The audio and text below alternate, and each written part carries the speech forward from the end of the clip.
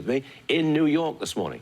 David, oil companies produced more oil than any country in history last year.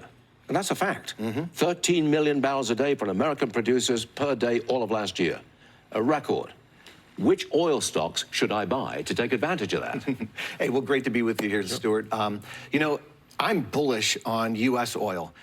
Three positions here to be able to share about today. First one being that we have Occidental Petroleum, Chevron, and then we ultimately have Diamondback Energy. Okay, or Diamondback Energy, okay. Yeah, and so what we're doing right now is we're looking at U.S. companies that have good dividends, strong cash flows, making great acquisitions, and ultimately positioning themselves here for a real nice increase. You know, the United States does oil and energy safer and cleaner than anyone in the world. Not cheaper, though, but safer and cleaner. And so we should be rooting for this idea. Yet somehow the United States is, you know, doing deals with Iran and Venezuela.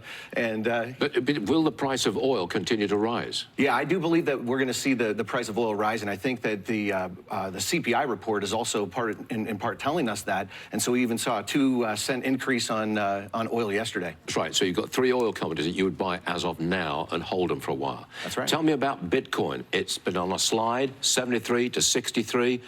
What's the story? All right, so as far as Bitcoin goes, we're seeing this price movement prior to the halving, which is going to be coming here in about a month.